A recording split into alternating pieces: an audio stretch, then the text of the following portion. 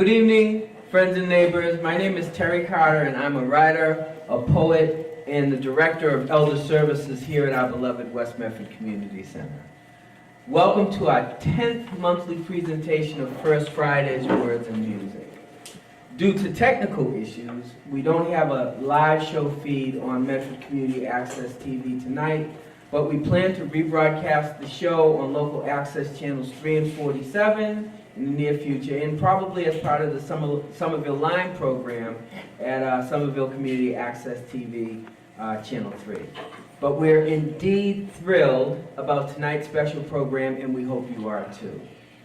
Per usual, I'm your host for the evening, and tonight we would like to explore a topic which is near and dear to our community, our city, our state, and the nation. I believe that you'll find that all of us here have a very deep personal and professional connection to the subject.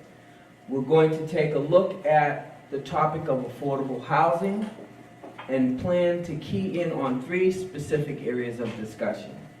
We'll talk about the community value of having affordable housing stock here in Medford. We'll talk about the nature of the housing shortage in the city and what are some of the potential solutions to the problem of the lack. Okay. So, exploring this landscape with me are a few folks with strong opinions, mature insights, and practical experience in this critical socioeconomic area. Please welcome Susan Collins, a longtime advocate for affordable housing in Medford and the executive director of Medford Community Housing Incorporated, which was founded and operates for the purpose of making housing affordable, safe, and inclusive for all people who live and work in the city of Medford. Did I get that right? Okay, good. And we also have Roberta Cameron, one of the 9 members of the Community Preservation Act Board approved by Medford voters in November of 2015. The Act directs Medford to establish a community preservation fund to be used for open space protection, historic preservation, affordable housing, and outdoor recreation purposes. CPA funds are raised through a 1.5% assessment on local property taxes and annual funds received from the statewide Community Preservation Trust Fund. That's cool? Okay, very good. Okay. Also with us is Cindy Bortman-Bogus, okay, a resident of Medford and a participant in the recently completed 2nd round of Medford Community Conversations. Cindy is an attorney and an adjunct faculty member in business law and taxes at Babson. Suffolk. I got it, okay. All right, and then we also have with us someone who, a young lady who is, has been acutely impacted by housing in the journey of her and her family to become residents of this city. Hakima Mispa is with us, and she's going to discuss it from a personal place, and we're looking forward to it. Okay, so I'm going to start with Cindy. Let's see. Yes.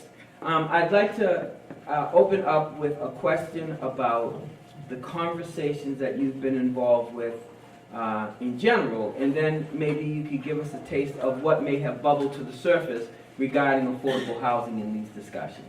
Okay, thank you. I think that the sort of overall feeling during the conversations was that people are definitely aware that there are problems, and people really want to learn more about how to help and learn more about what each person can do, even if that person isn't affected personally. Mm-hmm. But people are really aware that as a community, as a whole, we're all in this together, and that things do need to be addressed, and there needs to be some changes.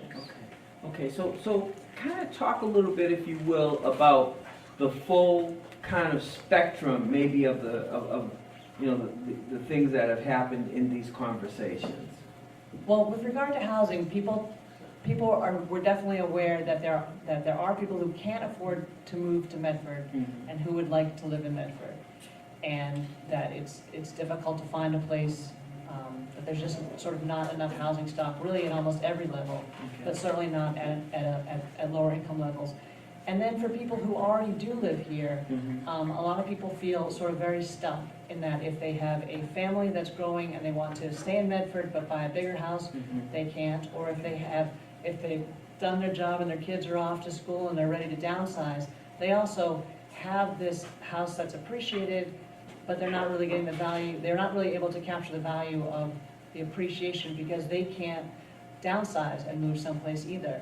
And possibly their house, isn't, I guess it is gonna be sold, but people feel very stuck in not being able to move up or down or in.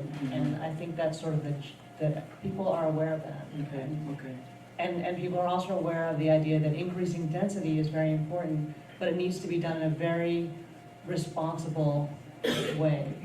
And there are lots of ways to do it wrong, I guess. And people also look towards Somerville and say, why can't we do what they do? But without really sort of figuring out how they got to where they are from where they were 25 years ago.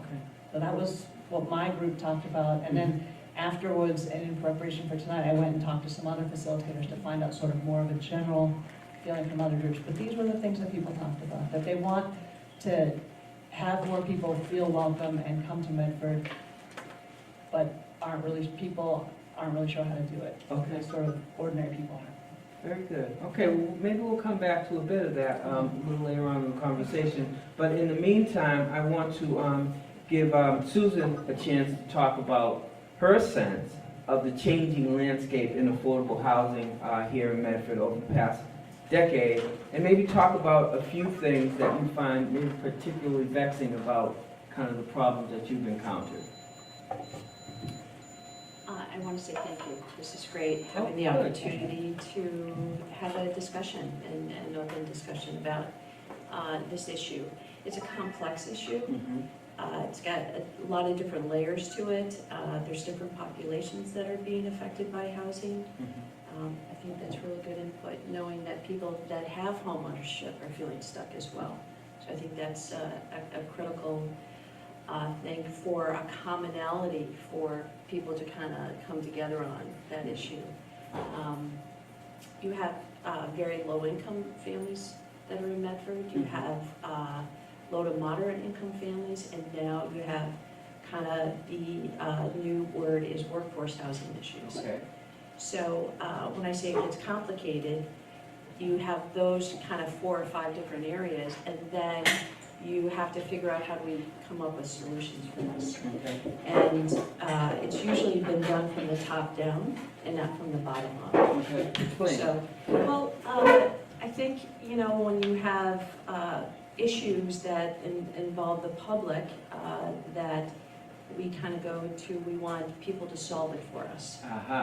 And so we kind of want, funding, and we want our politicians to fix it and stuff like that. But kind of the best, I think, way that things get resolved is people working together, getting information from people that are actually in the situation, and kind of coming together and meeting that and having discussions around it. But a lot of times problems get solved from the top down, and there's not necessarily a connection between those two things. So I think a more open dialogue and collaborating together and looking at what are the resources and being more inclusive in the people that have a seat at the table making those decisions. That's very good insight. Very good insight. So Roberta, now you've been involved in the Community Preservation Act and the attendant funding. Maybe you could tell us a little bit about what you're wrestling with as you folks look to use community preservation funding in the area of establishing and maybe securing additional affordable housing options in the city. Thank you. I think that I, again, want to echo what everyone else said. It's really critically important that we have this opportunity to foster community conversations about affordable housing, because there's so much education that's needed around this issue here in Medford, where we're seeing a sudden, it seems like, explosion in housing prices, which has changed the landscape for everyone, not just the people who we traditionally think of as potential residents of affordable housing. So the Community Preservation Committee, their first responsibility was to prepare a plan that would take into consideration what the community needs are. And we conferred with different stakeholders in the community, including Medford Community Housing as well as others, and went out and talked with the public to learn about what are goals and priorities for using the community preservation funds. This was somewhat helped by the fact that I do this actually in my day job. I'm a consultant working in communities to help them solve some of these issues as well. So I have a lot of professional experience that I bring to analyzing data and understanding what are some of the tools and barriers that are common to a lot of communities.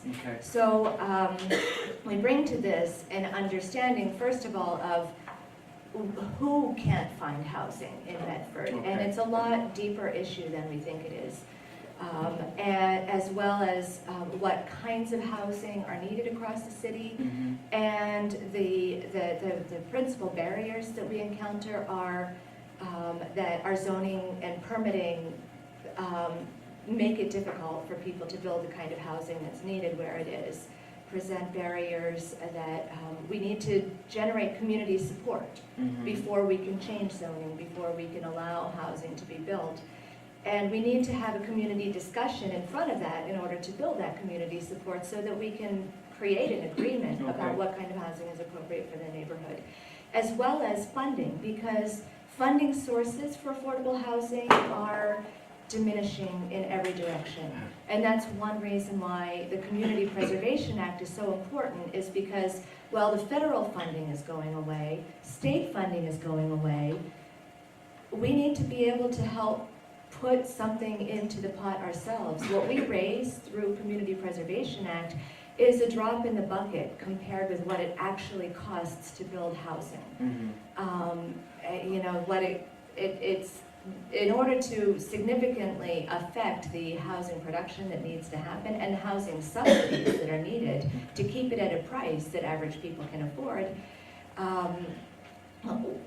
Our funding is just a little bit, but it helps to leverage funding. It helps to increase the chances that we'll be competitive in getting funding from these sources that are getting smaller. So that's our role, is to discern how we can help make something happen in these areas with the tool of the little bit of local funding that we can raise through CPA. Okay, all right, that's informative. All right, so let's try and personalize this a little bit, and I think maybe Hakima, you can help us do that. So in terms of your introduction to the city of Medford, and you've been here for approximately a year now? Yeah, a little bit over a year. Talk about, and obviously your family as well, talk about, you know, how you came to decide that you wanted to come to Medford, and if it was in fact a struggle for you, how that kind of played out. Well, we actually had to move 5 times in the past 5 years, so it was really troubling until we found out about the affordable housing, and we applied, and actually it helped us a lot because there was a point where the owner, our last house, just wanted his home back because out of nowhere with no prior notice, and he said that we have to move out. So finding another house was really difficult, especially in the middle of the year when you have a family of 6. We're a family of 6, and there's 4 of us kids. So 2 of us go to college and 2 of us are still in middle school. And there was a lot of stress, looking for a house and focusing on school, and my parents have to work, and until we applied for affordable housing, and thankfully we were able to hear back from them. So it was a great opportunity, and it came right on the exact time where we needed it. And now I feel a lot more stable, and things got better, and you feel we have a comforting house where and we have like a community that we're involved in. Okay. So yeah, it's good. So now, did you decide specifically to try Medford versus other communities? Well, we lived in Malden, so we thought that Medford would be like a close by, like similar community, so it would be too far or too like big of a change to move to a completely different area. Especially when we're used to so much to like the surrounding community of Malden, so like it made it an easy transition basically.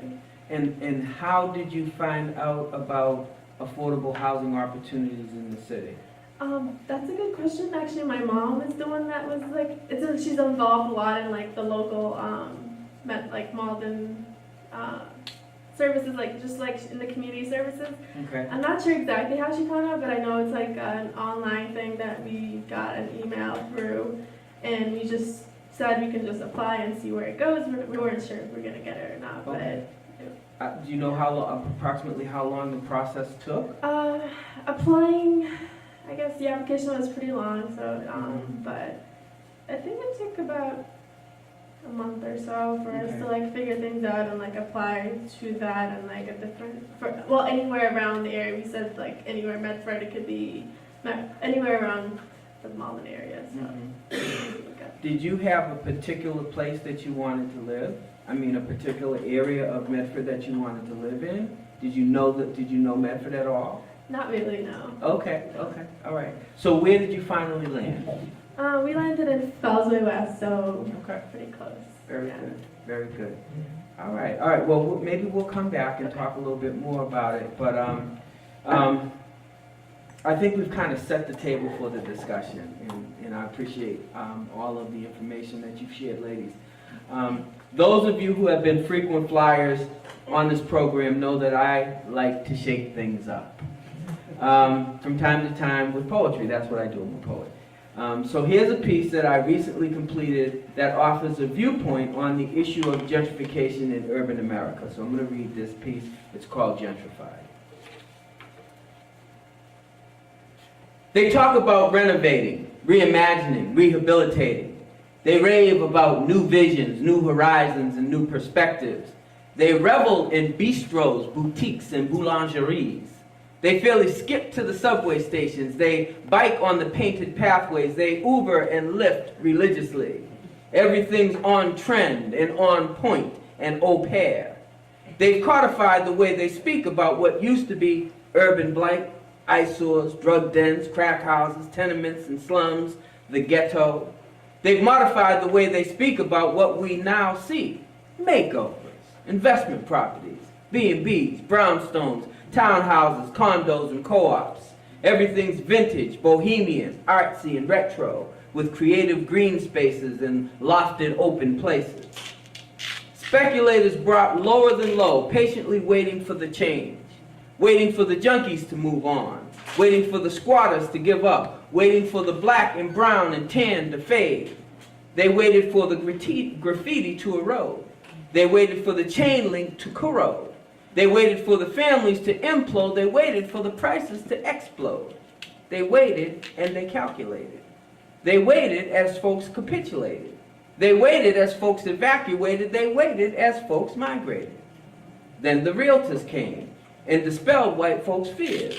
The architects came and re-engineered. The designers came and changed the veneers. The builders came and the new folk cheered. Now they've moved closer to work in the city, the coarse countertops that made kitchens pretty, the charter schools, nannies and drivers, and bike frames made with carbon fiber, to Starbucks lattes and artisanal breads and articulated sleep number beds, to million-dollar urban showplaces and fewer black and brown faces. They showed us their heels when they took the white flight, then they crept back in the dead of night. With fat bank accounts, they were IPO wealthy. Their move to displace was measured and stealthy. All the potholes now smoothly paved over. Brown folks got schooled like a curry crossover. White folks doing a long-term sleepover, exclusive, obtrusive, extreme home makeover. With a spoonful of sugar, they took all the clover. Changing the context of the neighborhood with subway tile and exotic wood. Harlem, Detroit, and Chicago's South Side. Boston's South End, surely gentrified. Emptied the church, emptied the steeple. Now it's a spot for the chai drinking people. Took down the potholes in the basketball hoops. Now it's the park for the dog walking troops. No more rec and community center, but a new parking lot for the monthly renter. Some folks hang on, but the die is cast. The fire consumes and the torch is passed. Invisible lines are drawn again, and the folks can't buy when the banks won't lend. Some folks keep their roots in the ground, but the waiting game is deep and profound.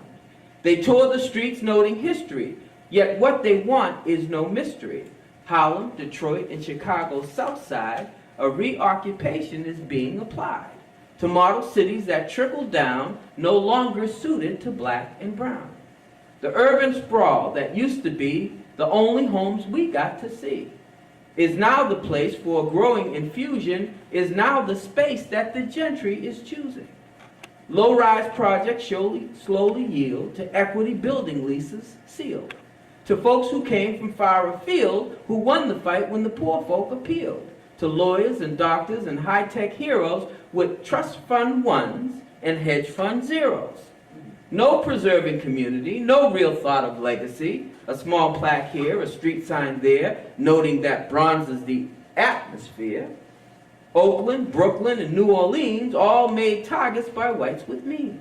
Even in venerable Chocolate City, the news in the district inspires some pity, killing the concept of neighborhood in ways they've never understood. And now we witness the slow, painful side as the village becomes gentrified.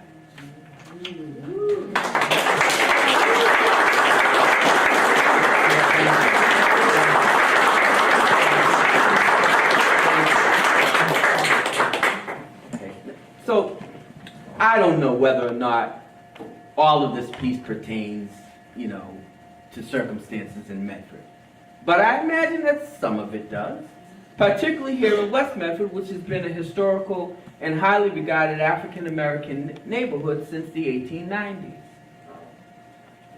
So, Susan, if I can come back to you. I told you I'm a bomb thrower. I don't know whether... Can I have a drum roll? Yeah. Do you want to close? So if I could just ask you, have you heard from West Medford folk over the years, or other folks in the city, a lament about the impact of gentrification on affordable housing here and in other Medford areas? And if you have, what kinds of things are people saying? I think one of the interesting things that we've heard and had discussions about is the changing neighborhood, and that people are being forced to move out. I think with the 2008 mortgage crisis, people of color were impacted greatly by that, and there was a large transfer of wealth that happened, and any capacity building of wealth affected communities. But also too, one of the things that's very interesting about this particular community is a lot of the homeowners are renting to families that are in need. They haven't raised their rents. They're very open and accepting and understand what that plight is about stability and having a place to live. And our first project when I came on board was right here in this community. Okay. And we worked in partnership with a local nonprofit church as well, and were able to work together. It was a fight to the nail to get this done, and we had a great partnership. It's become, I think, a beautiful building right on a home on Boston Ave. Yeah. And it houses two families. It's helped these two families. One is a large unit, the other one is a smaller one. But it was a collaboration. It was working together, and it was getting input and the concerns of the residents of the church. We worked together with them. They were extremely supportive. It was a collaboration. That was the best thing. And I think at the end of it, as having the neighborhood come to see the property and have that celebration was it was really it was a high mark. And I kind of look back, that was our first project. Okay. I wish the continued ones that we had would have that kind of support, and that hasn't been the case so much. It's been a fight and a struggle to build our organization and get the funding, and compared to other surrounding communities that do support. They fund their local affordable nonprofit, and they've been able to grow and provide a lot more units, where we've kind of had to fight for each project as we've gone along. Makes you appreciate things, though, that struggle. I've learned, it's been a battle, but I've learned a lot in the process. It's given me a lot more contact with the community, plus we also teach first-time homebuyer classes, and we also do financial literacy, and those are important components as well to really get a sense of what's happening in Medford. And most of the people that come to these, they want to stay in Medford, but they can't. Okay. And there aren't any programs or discussions on how do we kind of provide more housing for housing ownership. And also coming together, the biggest thing is there are conversations, but they're geared, they're structured. It's not an open format where those are kind of brought together, discussed, and looked at again, but also people that are in the community that deal with housing issues for this particular population. It's important. And I don't feel those voices have been present. Okay, well, maybe what we do, if we do nothing else here, on our first Fridays, we try to provoke some additional conversation. Great. So hopefully that happens. Thank you very much. Roberta, has this been a topic at any of your meetings?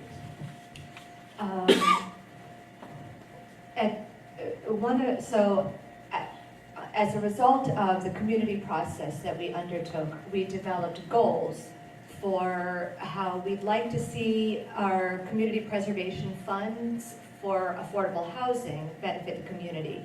And the first goal that we have is to preserve Medford's income and demographic diversity through sustaining and increasing Medford's supply of affordable housing for families, seniors, individuals, people with disabilities.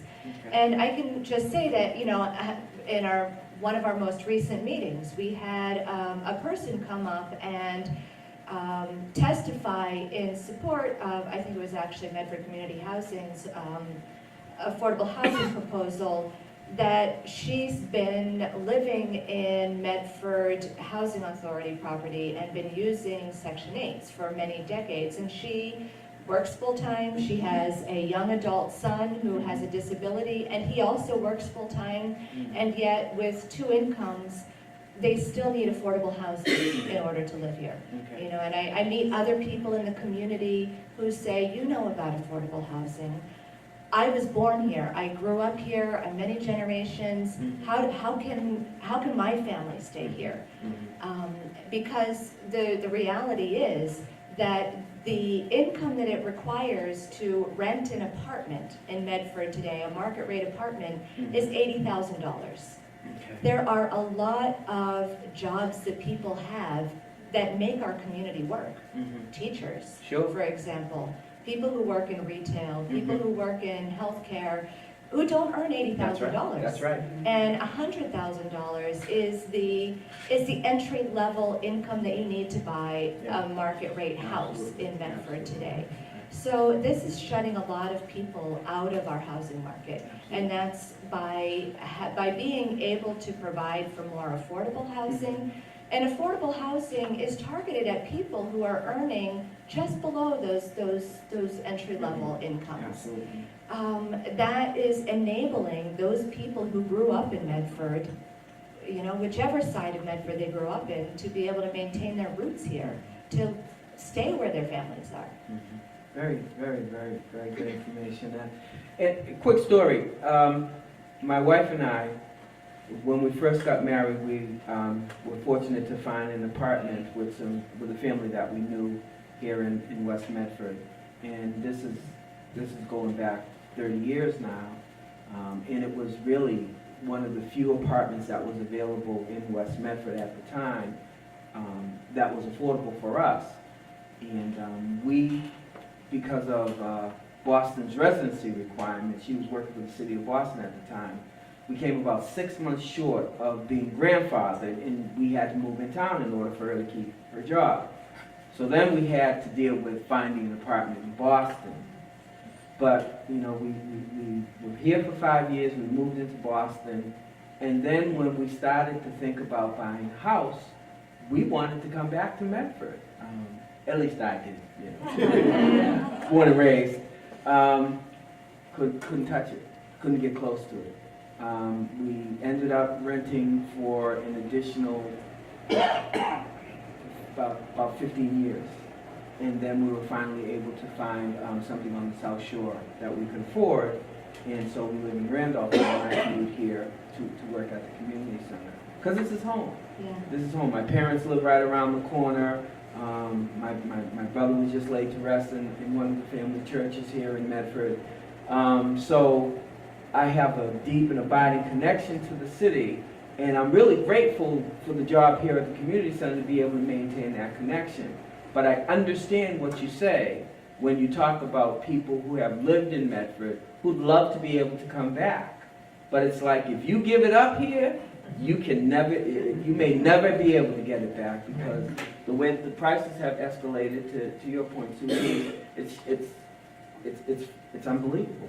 It's changing so fast. So I'm citing figures that I looked at last year. And I think that it's changing so fast that, you know, if it's even worse this year. I think you're right. Yeah. I think you're right. Cindy, I want to come back to you, obviously, and see if perhaps there was an area or two of this particular discussion that, you know, the conversations were covering. Sure, yeah, the poem was terrific. Oh, thank you. Really. Thank you. Fourth book. It'll be in the fourth book, I promise. I look forward to that, thank you. People talked about it anecdotally, like the triple-decker down my street got turned into condos. Mm-hmm. And sort of the whole, you know, to use your words, like renovated, stripped down, Mhm. fancy countertops and stuff. And I feel like, and so people are really aware, like, that's not the same people who lived here before, who've moved in now. And while we don't want to, like, not welcome people, it's still, there should be room for everyone. And there just is a limited amount of housing stock That's right. overall. And so if there were a way to increase density by having housing at all sizes, shapes, Mhm. and income levels, that would be great. Yeah. And maybe one way to achieve that is to also address the funding issue. That the Mhm. city can't do it itself, and Right. it would be to compel fees from developers, to compel concurrency fees from developers to Mhm. provide for municipal services, to also seek out new commercial development, which would do a bunch of different things by allowing people to maybe not have to work in town, they could work here, so they might not have to drive through Medford to get there. Yeah. It might provide well-paying jobs for people in Medford who could then afford to live here. Mhm. And then the revenue from new commercial development would alleviate the burden on municipal services that residential units can cause. And so it should be a sort of comprehensive approach to increasing density, commercial and residential at all levels, and do that by compelling fees, not letting developers who are under the 40B requirement get away with not Okay. doing their part, you know, by Understood. being a little more strict and by not granting variances unless it really is absolutely an economic necessity, as Mhm. opposed to just, you know, what we really want. So I think there has to be more involvement from the community at the community development board meetings and at the planning and zoning board meeting or the zoning board of appeals meeting to show that people are learning about this stuff and care about this stuff. So in addition to like a financial literacy class, there really should be like a zoning literacy class or Okay. a housing literacy class and you know, from a community point of view. So Understood. I don't know how that would happen. No, I think, but yeah, what- but what I do you think want? you articulated that real well, yeah. I just want to jump in and say that it can backfire when people start paying too much attention to zoning and to permitting of development around them, because usually the only answer is no. And we're not going to be able to solve our affordable housing crisis if we don't say yes some of the time. If we don't decide what we want to say yes to, and then proactively advocate for the kind of housing that will complement our neighborhoods and at the same time enable more people of different income levels to live here, then no isn't going to get us more affordable housing either. Okay, all right, very good. Very good. So, Hakima, I don't want to leave you out of the conversation, but I want to take you in a slightly different direction. When your family was looking for the next place that you were going to be able to live, and hopefully be able to stay, what kinds of things were important to you in terms of the community that you were going to live in? Definitely we were looking for like access to transportation and like having good community like services outside of your home. And Medford was definitely a really good place to live, and it would be a great opportunity if we were able to live here, but that wasn't always the case. Okay. We didn't think we could afford it until we got the offer from the affordable housing. So prior to that, we were looking in like pretty far away places, or whatever we get is what we take until. But it was really a great opportunity to be able to live here because there's so many resources. So has it lived up to your expectations in terms of being Definitely, able to yeah, live? yeah, Okay. definitely. All right. Yeah. Is there anything that you've been disappointed about? No, I wouldn't say that. I mean, I have access to I was able to go to school access to transportation, getting to school on time, and just the community was really welcoming and everything. Very good. So it was good. Very good. Okay. Excellent. Can I just? Yes, please, I'm sorry. I was going to come back to you anyway, but yes, of course. First of all, one of the things that is an issue too is the funding for this, and I kind of want to counter what Roberta had said. We have been funded for affordable housing money through federal funds, through state funds. The state has been very aggressive in providing additional funding.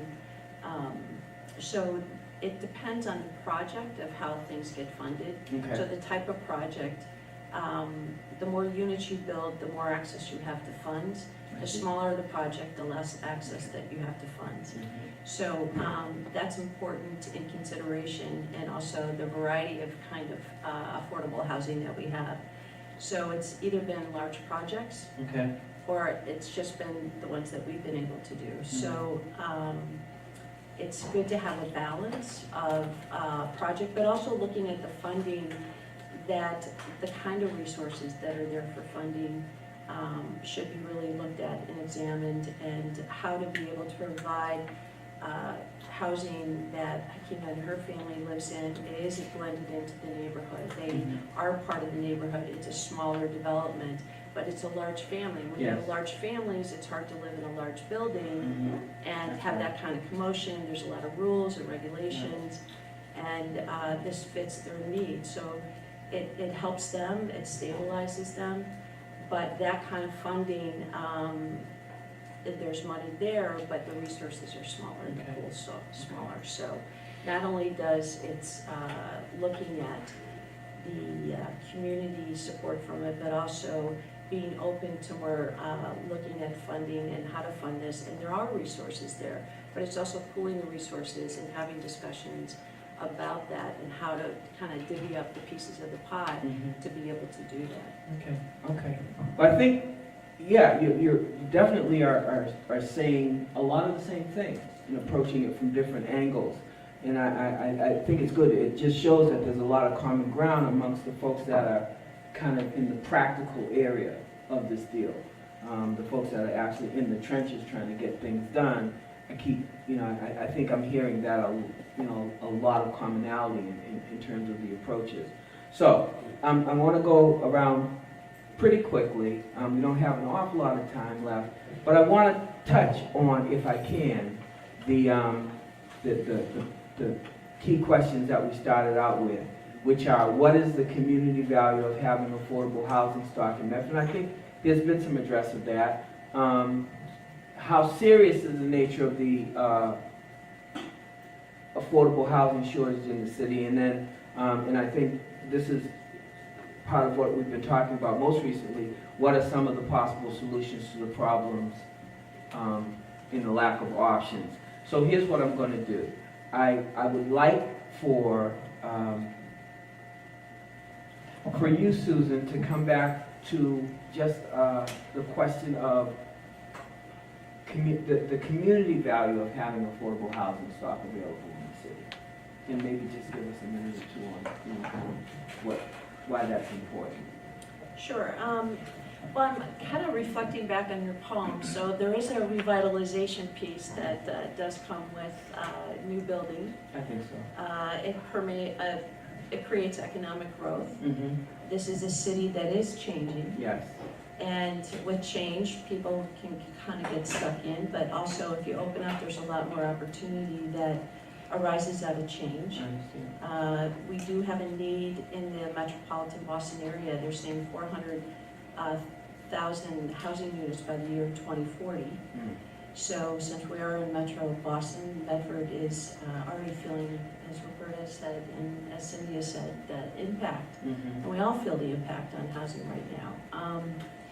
But the important thing with families that are struggling financially, the cost of living has increased. It's getting more expensive to live in this area. Mm-hmm. So by having affordable housing, it creates a stabilizing factor for families. Right.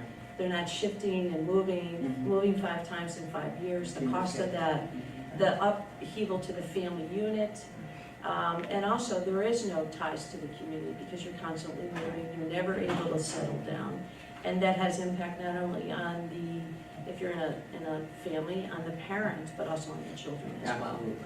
Absolutely. It also incorporates, it changes the community fabric. Mm-hmm.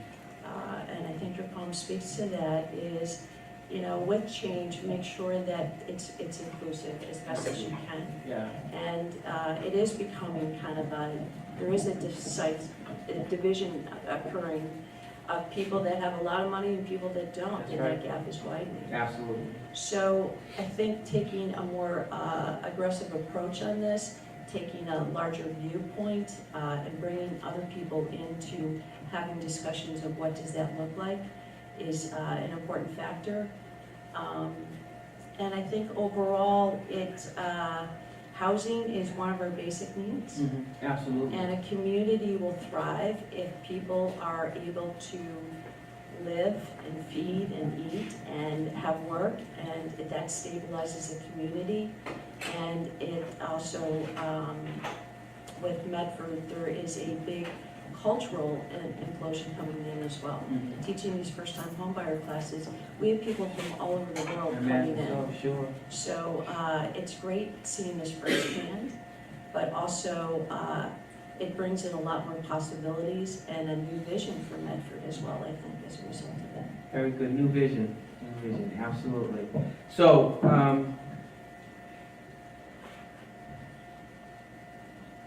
Cindy,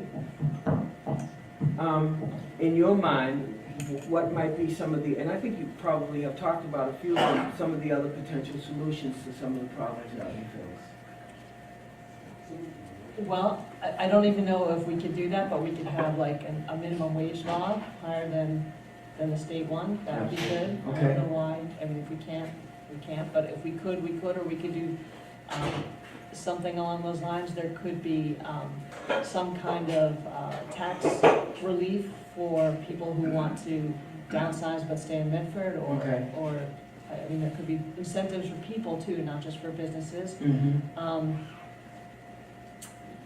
There's a lot of different things. I think one thing is to I don't mean to say no to development, but to require developers to contribute more than just some green space, which is good. So not all change is bad. Right. Like I like what you're talking about, the diversity of people who are Absolutely. coming in. And maybe we can bring with that, more progressive attitudes and get rid of some of the towny stuff that, like, you can't kid yourself that it was a sleepy little town and everything was perfect, because that's not the case anywhere. Absolutely. And so maybe with new people come sort of better ideas, as well as bike lanes, which people really like too. Absolutely. No, And so I think, so not all change is bad, but just more community involvement, more sharing of stories, and more including young people too. Yeah. That fantastic, Yeah, absolutely, excellent. So- absolutely. and other people's voices, everyone's voices. Very good, So very thank you. good, thank you, thank you. If I could ask you to maybe take that same question? Sure. So to pick up on what Cindy was just pointing out, I think I've been really inspired by the conversations that I've seen occurring over the past year. I've been living in Medford for 20 years, so it has increased gradually over the time that I've been here, and I would say that there's a real energy, especially in the last couple of years, to having these kinds of community conversations and to coming together and working together to solve these kinds of problems, so that we can take more agency in defining the kind of community that we want Medford to be going forward. Absolutely. And so that on all of these fronts that community preservation can address, we can think together about how we can use that to define or to meet the vision of what we share in the future. So I'm inspired by that, and I also think that we need to be creative in diversifying the kinds of housing that's available and the kinds of resources that are available to help people be housed for all different kinds of populations. That is, we assume that affordable housing is only for people who don't work, and that's not true. Absolutely. Affordable housing is for people who work at every income level. Absolutely. And so we need to think creatively about how we can meet those needs at every income level, at every ability level, every age. Young people need a different kind of housing than 40-year-olds, need a different kind of housing than 70-year-olds. So we need to think about all of these people, because if we're going to be an organic community in which everyone has roots, then 20-year-olds, 40-year-olds, and 70-year-olds all need to be able to live in the same community, Absolutely. despite having different housing needs. Yeah, So that's a good that's, perspective. yeah. Absolutely, absolutely. The story of West Medford is essentially a housing story, because in this neighborhood, in its early days, there were only three streets that African Americans could actually get houses on. So over time, it evolved into a larger geography, but it maintained a certain character based on the way that people were first introduced into the community. And one of the things that the West Medford Community Center allows us to do as a city, it allows us to help preserve some of the history and maintain some of the unique character of this historic neighborhood. So I'm very appreciative of you bringing your perspectives here, because we don't always hear sometimes in any given community across the city of Medford how the rest of Medford feels about things that are going on. And for you to come in and sit with us and talk has been, it's been instructive, and we greatly appreciated it. So, we're going to have to leave it there for now. And I want to thank you, Susan Collins. I want to thank you, Roberta Cameron. And I want to thank you, Cindy Bortman-Vargas, and Hakima Mispah, for all of your insights and your willingness to share in this important conversation. I think it's been a very enlightening hour. So, that said, we're going to shift gears just a bit because it's music time. So we'll take a few minutes to adjust the set, and then we'll get right into it. And then I'll come back and introduce our band for the night, the Peter Chico Group. Yay. Okay? Thank you. All right. Thank you very much. Thank you. Thank you.